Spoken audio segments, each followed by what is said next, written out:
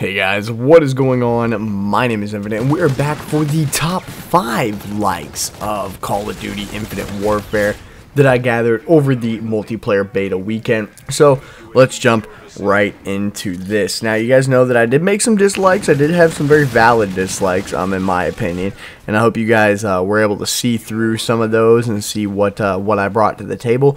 But let's talk about the likes of Call of Duty Infinite Warfare, because everyone's got to have something they liked about it. Honestly, the first day of playing it, I enjoyed the living shit out of this game. I mean, this game was so fun. It was so new. It was refreshing. I was getting sick of Black Ops 3. And it was just refreshing to play something new and different that was a Call of Duty game. Now, the first thing I'm going to talk about is the actual feel of the game. It looks good and it's fast-paced. So I've always liked fast-paced games. I've always liked things. Black Ops 3 was just a little bit too much for me as people were boosting and jumping around all over the place. But in here, the boost is actually a little bit nerfed. It's a little bit dumbed down, so it's not super extensive. But back to the feel of the game, I mean, it just feels good. Infinity Ward has always had something about their games that have made the games just feel nice and feel smooth and plays well. It doesn't lag. It finds the best server for you. It finds the best games for you, best matches, all that stuff, and that's amazing, and I'm glad they put that in here. And the fact that it's fast-paced and like things like the Eraser just make it that much more interesting. Like, they make those clutch moments just that much more satisfying to be able to do. I mean, right here, like I'm doing with the Eraser, just doing some work with this gun. I freaking love that thing. And they're creative. Like, the whole game is creative no matter what you go through. You know, you've got the Eraser, you've got the black hole gun, you've got, you know, this little laser turret thing that you carry around. You know, there's just so many creative things about the game. And the fact that they brought back some classic weapons and gave them like little Easter egg like names, which is pretty sweet. So that's creative on their part. I like to see game companies get creative with what they can do and what they can throw in these games. And another thing I really liked was when I was going to change my settings. You know, I play on tactical, and I turn my vibration off, and I switch my buttons, you know, to be L1 and R1 instead of L2 and R2 to shoot, and to crouch, and change all that stuff, and turn off the motion blur and the film grain and all that fun stuff. But the customizability for your player is absolutely insane. You can go from male to female. You can change your sensitivity all the way up to like 20.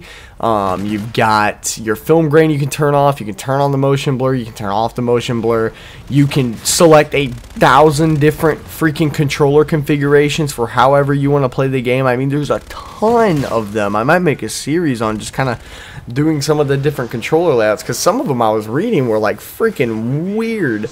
Like, and then you have them flipped, like, so you have the L1 and the R2 flipped, but it's everything like the regular one. So like if you have tactical, you have tactical with L2 and R2 being your shoot, and then you have your tactical flip, which is your L1 and R1 being the shoot and aim buttons.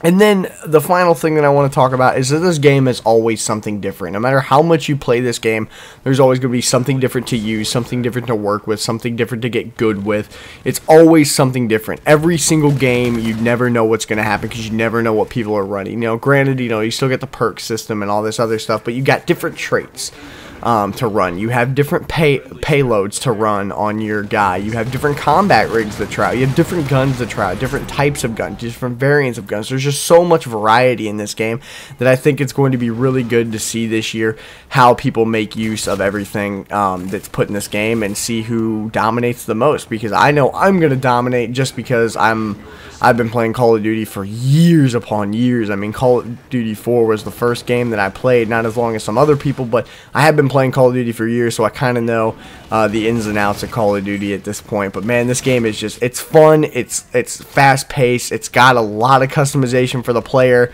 You can mold it to your play style.